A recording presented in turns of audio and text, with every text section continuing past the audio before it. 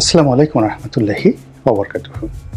সম্মানিত দর্শক, ডক্টর মোহাম্মদ ইউনূসের সরকারের ভবিষ্যৎ, তার কর্মকাণ্ড এবং তার উদ্দেশ্য এবং সফলতা নিয়ে আমরা কম বেশি সবাই হতাশ। গত 5 মাসে যা কিছু ঘটেছে এবং এখন এই সময়টিতে যা কিছু ঘটে চলছে রাজপথে এবং প্রাসাদের অভ্যন্তরে, সচিবালয়ের ভিতরে, ক্যান্টনমেন্টে, বিচারালয়ে এবং সাধারণ মানুষের মন এবং মস্তিষ্কে, তাতে প্রায় প্রতিদিনই অস্থিরতা তৈরি হয়েছে এবং প্রায় সব কিছুই অনিশ্চিত হয়ে পড়েছে। আমরা এই জায়গাতে বসে এই 2025 সনের জানুয়ারি মাসের শেষ সপ্তাহে এখানে বসে কোনো অবস্থাতেই আগামীর যে স্বপ্ন, সেই স্বপ্ন আমরা দেখতে পাচ্ছি না। আমাদের ভবিষ্যতের যে রাজনৈতিক আকাঙ্ক্ষা, এটি ধূসরিত। জামাত বলতে পারছে না যে তারা আগামীতে রাষ্ট্র গঠন করবে, সরকার গঠন করবে, রাজনীতি করবে, ইসলাম প্রচার করবে, নাকি মদিনা রাষ্ট্র কায়েম করবে।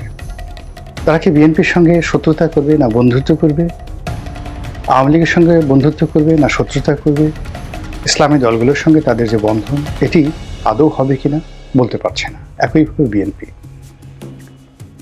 সবাই জানে যে বিএনপি জনপ্রিয় দল, বৃহৎ দল, সারা বাংলাদেশে অনেক অভিযোগ আছে বিএনপির বিরুদ্ধে, কিন্তু তারপরেও ভোটের রাজনীতিতে এখন যদি ফেয়ার ইলেকশন হয়, সেখানে বেশিরভাগ আসন বিএনপি লাভ করবে। যদি আওয়ামী লীগ আসে তবুও তারা 200-র উপরে সিট পাবে, আর যদি আওয়ামী লীগ না আসে তাহলে তাদের নেতৃত্বকে চ্যালেঞ্জ করার মতো কেউ নেই। 300 আসনই তারা জয়লাভ করে আসবে। তো এই যেখানে বাস্তবতা, সেখানে বিএনপির আনহ্যাপি হওয়ার কারণটা কি? কেন তারা অস্থির? কেন তারা নির্বাচনের জন্য বলতে গেলে পাগল হয়ে গিয়েছে?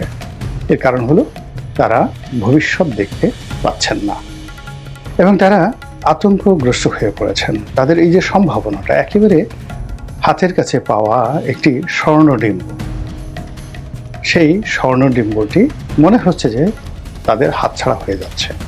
এই কারণে তারা খুব দ্রুত নির্বাচন দিয়ে যে কোনো একটা দফা করতে চাচ্ছে। অন্যদিকে যারা এই বিপ্লবের নায়ক, সমন্বয়ক, তাদের একটা বিরাট স্বপ্ন ছিল একটা দেশ নির্মাণে এবং বিনির্মাণে। তারা অমরত্ব লাভ করতে চেয়েছিলেন, সফলতা দেখাতে চেয়েছিলেন, সেটি এখন ধুলায় ধূসরিত। সমন্বয়ক নামক যে শব্দটি, এটি এখন আর জনপ্রিয় নয় এবং সমন্বয়ক নামে আমাদের এই যে জনপদে চলাফেরা করাটাও এখন আর সম্মানজনক নয়। দ্বিতীয়ত, তাদের মধ্যে যে রাজনৈতিক অভিলাষ দেখা দিয়েছিল, রাজনৈতিক দল তারা গঠন করবেন, আগামীতে যে রাষ্ট্র পরিচালনা, সেখানে তারা গুরুত্বপূর্ণ ভূমিকা পালন করবেন, এমনকি তারা রাষ্ট্র পরিচালনা করবেন, এই যে স্বপ্নটা, এই স্বপ্নটি এখন একেবারে অবাস্তব হয়ে পড়েছে। এরপর এই সরকারের যে অরাজনৈতিক যে অবস্থা, এখানে যারা আছেন বেশিরভাগই মেয়াদ উত্তীর্ণ বয়স্ক মানুষ, যাদের বয়স অল্প, তারা একেবারেই অনভিজ্ঞ এবং তাদের দক্ষতা, প্রথমত অনভিজ্ঞতা আর দ্বিতীয়ত দক্ষতা, সেই দক্ষতা গত 5 মাসে বলতে গেলে খুবই অপ্রত্যাশিতভাবে খারাপ। ফলে এখন ডক্টর মোহাম্মদ ইউনূসের যে সরকার, সেই সরকারকে নিয়ে মানুষ ইতিবাচক কোনো স্বপ্ন দেখে না। সবাই ধরে নিয়েছে এটা ব্যর্থ হবে এবং অযাচিত, অভাবনীয় একটা রাজনৈতিক পরিবর্তন, পট পরিবর্তন, ক্ষমতার পরিবর্তন এখানে অনিবার্য হয়ে পড়েছে। কিন্তু সেটা কিভাবে আমরা জানি না। কেন জানি না? সেটি হলো যে আপনি যখন ভুল করেন, ভুল করার পরে আপনি যখন দিশেহারা হয়ে পড়েন, তখন কোনো অবস্থাতেই আপনি বলতে পারেন না যে আপনি কোথায় যাচ্ছেন, কিভাবে যাচ্ছেন। যেমন ধরুন, সুন্দরবনের মধ্যে গিয়ে আপনি পথ হারিয়ে ফেললেন। তো সুন্দরবনের মধ্যে কি আপনি পথ হারিয়ে ফেললেন। দ্বিতীয়ত হলো রাত্রি, গভীর রজনী। তো এই গভীর রজনীতে আপনি পথ হারিয়ে ফেললেন সুন্দরবনের মধ্যে। আপনাকে যদি জিজ্ঞেস করা হয় যে আপনি কোথায় আছেন, বলতে পারবেন না। কোথায় যাবেন বলতে পারছেন না। আপনি নেক্সট গন্তব্য কোথায়, বরং চারিদিকে যে অসংখ্য আতঙ্ক আপনাকে একসাথে একেবারে অক্টোপাসের মতো চেপে ধরবে। তো এই যে বাংলাদেশের যে রাজনৈতিক অঙ্গন, সেই রাজনৈতিক অঙ্গনে এরকম অনিশ্চয়তা, নেক্সট গন্তব্য কি, পরবর্তী স্টেশনটা কি, রাজনীতির ট্রেনটা লাইনচ্যুত হয়ে গেছে, যার জন্য আমরা বলতে পারছি না। যেভাবে শেখ হাসিনা সমস্ত ট্রেনের যে লাইন, রাজনৈতিক ট্রেনের যে লাইন, এটি এলোমেলো করে দিয়েছিল, ফলে তার যে ট্রেন চলছিল কিন্তু ট্রেন লাইনের উপরে ছিল না, সড়কের উপর দিয়ে, পথের উপর দিয়ে, নদীর ভিতর দিয়ে তার ট্রেন চলছিল।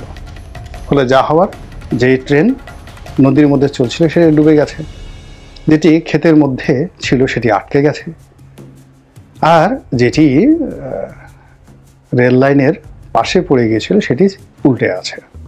তো এখনও সেই শেখ হাসিনার যে ভুল এবং ভ্রান্তিগুলো, সেই ভুল এবং ভ্রান্তিগুলো সুদে এবং আসলে এই সময়টিতে আরও বেড়ে গেছে। এবং এখান থেকে বের হওয়ার জন্য যে প্রজ্ঞা দরকার, মেধা দরকার, জনমত দরকার, সম্মিলিত প্রচেষ্টা দরকার, সমবায় দরকার, কোঅপারেশন দরকার, এটি হচ্ছে না।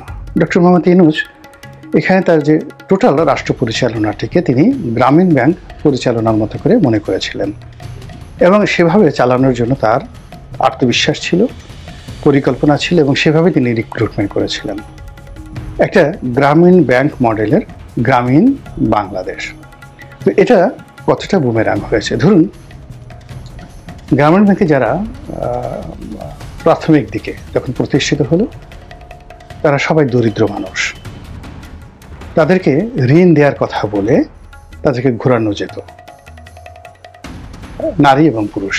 এবং আমরা দেখেছি যে ঋণ দেওয়ার আগে 1 মাস সেই গ্রামীণ ব্যাংকের যারা সদস্য তারা নিয়মিত হাজিরা দিতেন, তারপরে লেফট রাইট করতেন, পিটি করতেন, আইন কানুন শুনতেন, ভবিষ্যতে এই 2000 টাকা পেলে কিভাবে ফেরত দিতে হবে, সেইভাবে তারা সমবায়ের ভিত্তিতে কিভাবে ফেরত দিবেন, স্বামী টাকা নিলে স্ত্রীকে দিতে হবে, স্ত্রী টাকা নিলে স্বামীকে দিতে হবে, স্বামী স্ত্রী ফেল করলে ওই যারা সদস্য রয়েছে অন্যান্য সদস্য তাদেরকে দিতে হবে। তো এইভাবে স্বল্প পরিমাণ টাকা দিয়ে একেবারে অন অ্যাভারেজে উচ্চ সুদ আদায় করে 100% সফল হওয়ার যে নিয়ম গ্রামীণ ব্যাংক দেখিয়েছিল, ওটি রাষ্ট্র পরিচালনায় অসম্ভব, যেখানে পুরো ব্যাংকটাকে গিলে খায়। গ্রামীণ ব্যাংকের টোটাল পুঁজি 1000 কোটি টাকা যদি হয়, এই রাষ্ট্র ব্যবস্থাপনায় এক একজনে এস আলম থেকে শুরু করে 1 লক্ষ 1.5 লক্ষ কোটি টাকা চুরি করেছে। তো গ্রামীণ ব্যাংকের ওই 2000 টাকার সেই পুঁজি বিনিয়োগ এবং সেটা ফেরত আনার যে বুদ্ধি, এটা দিয়ে এই চোরদেরকে নিয়ন্ত্রণ করা যাবে না, এটি ডক্টর মোহাম্মদ ইউনূস বুঝতে পারেননি। দ্বিতীয়ত হলো যে এখানে তিনি যেভাবে ঋণ আদায়ের জন্য আবার লেফট রাইট করাতেন, দেখা গেছে যে এই মাসে বা তারা সপ্তাহে একটা কিস্তি দিত, 2000 টাকায় হয়তো 50 টাকা বা 100 টাকা একটা কিস্তি। তো কোনো মহিলা বা কোনো পুরুষ যদি কিস্তি দিতে না পারতো, তাকে পুকুর সাঁতরাতে বলা হতো, শাস্তি দেওয়া হতো, ঋণ পরিশোধ করতে না পেলে শাস্তি দেওয়া হতো। এরকম অনেক শাস্তি ভোগ করতে গিয়ে অনেকে আত্মহত্যা পর্যন্ত করেছেন।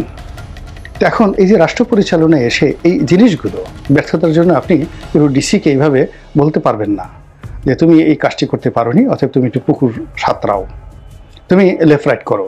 কোনো ডিসিকে বাদ দিয়ে আপনি যদি এসপিকে বলেন যে ঠিক আছে তুমি একটু ব্রিজ থেকে ঝাঁপ দাও, সারা বাংলাদেশ তছনছ হয়ে যাবে, মুহূর্তের মধ্যে তছনছ হয়ে যাবে। কিংবা আপনি কোনো সচিবকে সে হযরত উমরের মতো এই বর্তমান জামাতে পিঠের উপরে তার চুরির জন্য, ঘুষের জন্য, দুর্নীতির জন্য আপনি চাবুক মারতে পারবেন না, সময় সেটা নেই। ওগুলো গল্প, মানে হুজুরের গল্প করে যে উমুক গভর্নরকে আল্লাহ রাসূল মানে হযরত উমর চাবুক মেরেছেন, ওটা ওই সময়টাতে সম্ভব ছিল, কিন্তু এটা এখন এই মুহূর্তে সম্ভব না। এখন আপনি এই বাংলাদেশে এসে ঈশা খানকে বসিয়ে দেন, শায়েস্তা খানকে বসিয়ে দেন, সম্রাট আকবরকে বসিয়ে দেন, পারবেন না, এটা হবে না, এই সময়তে হবে না। আকবর যদি এখন এসে কোনো হিন্দু মহিলাকে বিয়ে করে, মানে তাকে ঘরে উঠে এবং বিয়ে না করে সে যদি সেখানে যায়, আবার যদি সে রাজদরবারে বসে বাইজির নাচ শুনে, মানে এরকম কোনো ভিডিও যদি বাংলাদেশে আসে, সে যে বাংলাদেশে সম্রাট আকবর বঙ্গভবনে বসে সে সন্ধ্যার পরে একটু মদ খেয়ে তারপর সে বাইজিদের নাচ দেখছে, আপনি বুঝতে পারেন? সমস্ত মানুষ বাংলাদেশের হুজুরে গিয়ে সেই বঙ্গভবনের ইট একটা একটা করে খুলে নিয়ে আসবে।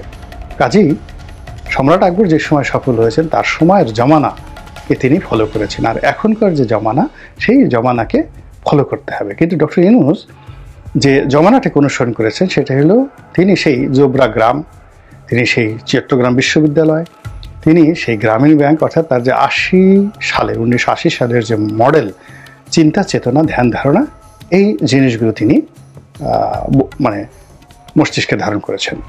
2 নম্বর হলো যে তিনি দেশের বাইরে গেছেন, অনেক বড় বড় মানুষের সাথে কথা বলেছেন, এবং বিদেশিদের বা বড় মানুষদের একটা বড় ব্যাপার হলো তারা খুব আশ্চর্য হয়ে যায়, বাংলাদেশের মতো একটা দরিদ্র মানুষ থেকে একজন লোক ইংরেজিতে কথা বলছে, এটাই বিদেশের লোকজন খুব অবাক হয়ে যায়। আমরা যখন বিদেশে গিয়েছি, বড় বড় ব্যবসায়ীদের সাথে আলাপ আলোচনা করেছি, ইংরেজিতে কথা বলেছি, তখন আমাদের ইংরেজি শুনে অনেকে খুব আশ্চর্য হয়ে যেত যে আপনি কি ইংল্যান্ডে পড়াশোনা করেছেন কিনা, অক্সফোর্ডে পড়াশোনা করেছেন কিনা, এত ইংরেজি ভালো বলেন কি করে।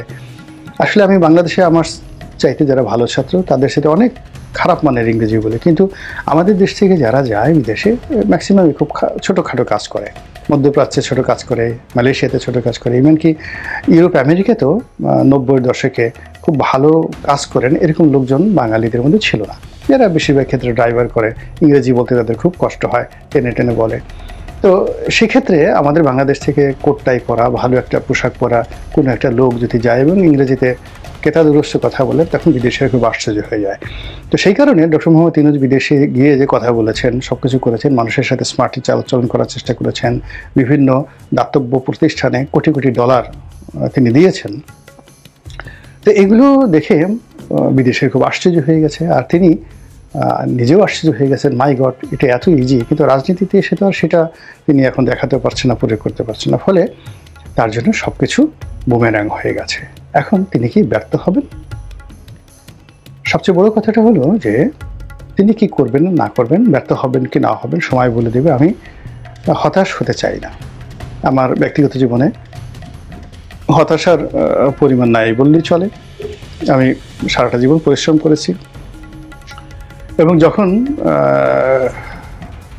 কোনো কাজ বা সুযোগ আমার কাছে এসেছে আমি সেটা গ্রহণ করিনি। জীবনে অনেক সুযোগ এসেছে, সব সুযোগ, তো সব সুযোগ গ্রহণ করাতে দূরের কথা, তাকাইনি। এর কারণ হলো যখনই আমার কাছে কোনো একটা সুযোগ এসেছে আমি প্রথম দেখেছি যে আমি এটার উপযুক্ত কিনা, দ্বিতীয়ত আমি এটা হজম করতে পারবো কিনা, তৃতীয়ত আমি এটা পরিচালনা করতে পারবো কিনা, এরপর এটি আমার সম্মান মর্যাদা বাড়াবে না কমাবে, এই জিনিসগুলো চিন্তা ভাবনা করেছি। ফলে কি হলো, আমার জীবনে যত সুযোগ এসেছে তার 90% সুযোগে আমি রিফিউজ করেছি, 10% সুযোগ আমি অ্যাভেল করেছি। ফলে আমার বন্ধুদের মতো আমি হয়তো খুব বড় মন্ত্রী এমপি হইনি, বা আমার বন্ধুদের মতো আমি একেবারে হাজার কোটি টাকার যাকে বলা হয় ব্যবসায়ী হইনি, মালিক হইনি, কিংবা আমার বন্ধুদের মতো খুব নামকরা সম্পাদক হইনি। কিন্তু আমি যদি ইন্ডিপেন্ডেন্টলি আমি যে পেশাগুলোতে ছিলাম বিভিন্ন সময়, তাতে সাংবাদিকতা করেছি, রাজনীতি করেছি বা করছি, লেখালেখি করেছি বা করছি, তারপর ব্যবসা বাণিজ্য করেছি এবং করে চলেছি, আমার কোনো কাজই বন্ধ হয়নি। তো আমার এই 10টি যে পেশা, এই 10টি পেশাকে যদি আমি একত্র করি তাহলে আমার সফলতার ওজন হয়ে গেছে ধরুন 1 কেজি। কিন্তু আমার যে বন্ধুটি শুধুমাত্র একটা বিশেষ সুযোগকে কাজে লাগিয়ে সে ধাই করে সে একেবারে সফলতার চূড়ায় পৌঁছে গেছে, কিন্তু দিন শেষে তারা কেউই এখন আমার পাশে বসার মতো তাদের অবস্থা নেই। কারো স্বাস্থ্য নষ্ট হয়ে গেছে, কারো পরিবার নষ্ট হয়ে গেছে, কারো ব্যবসা নষ্ট হয়ে গেছে, কেউ পালিয়ে আছে, কেউ মরে গেছে, এরকম অনেক কিছু। কিন্তু আমি মাশাআল্লাহ অল্প অল্প করে আমি আমার জীবন চালাচ্ছি। তো সব সুযোগ দিতে হয় না, এটা আমি আমার জীবন দ্বারা শিখেছি। এবং জীবনের আরও একটা বিষয় হলো কোনো অবস্থাতে আনন্দিত হতে হয় না খুব বেশি, হতাশা তো হওয়াই যাবে না, ধৈর্য ধারণ করতে হবে। এবং এই কারণে বর্তমান পরিবেশ পরিস্থিতি নিয়ে আমি ধৈর্য সহকারে অপেক্ষা করছি, ভালো কিছু একটা হবে। তো এই কারণে যে কোনো জিনিস 180 ডিগ্রি অ্যাঙ্গেলে উল্টে যেতে পারে। তার ভিতরে ডক্টর মোহাম্মদ ইউনূসের ভিতরে তার যারা লোকজন রয়েছে, যদি একটা ভাবাবেগ আসে, তাদের মধ্যে যদি আত্ম উপলব্ধি আসে, জনগণের মধ্যে যদি আত্ম উপলব্ধি আসে, তাহলে এই বর্তমান যে ব্যাড সাইড এটাও উল্টো হয়ে যেতে পারে। আমি এই আশায় আছি। কিন্তু এখানে আমি একটা জিনিস বলে রাখি যে ডক্টর মোহাম্মদ ইউনূসকে সফল হতেই হবে, কেননা তিনি যদি ব্যর্থ হন, তিনি এবং তার পরিবার এবং তার সঙ্গে যারা যারা আছেন তাদের জন্য সারা দুনিয়ার সকল দরজা বন্ধ হয়ে যাবে এবং এই বাংলাদেশের 1 ইঞ্চি জায়গা তাদের জন্য নিরাপদ থাকবে না। এখন আওয়ামী লীগের যারা নেতা, ধরেন ওবায়দুল কাদের সাহেব বলেন বা শেখ হাসিনা বলেন, তাদের জন্য জমিন এবং বিশ্ব যে পরিমাণ ভয়ঙ্কর হয়ে পড়েছে, অস্বস্তিকর হয়ে পড়েছে, দুর্বোধ্য হয়ে পড়েছে, তার চেয়েও অনেক অনেক বেশি গুণ দুর্বোধ্য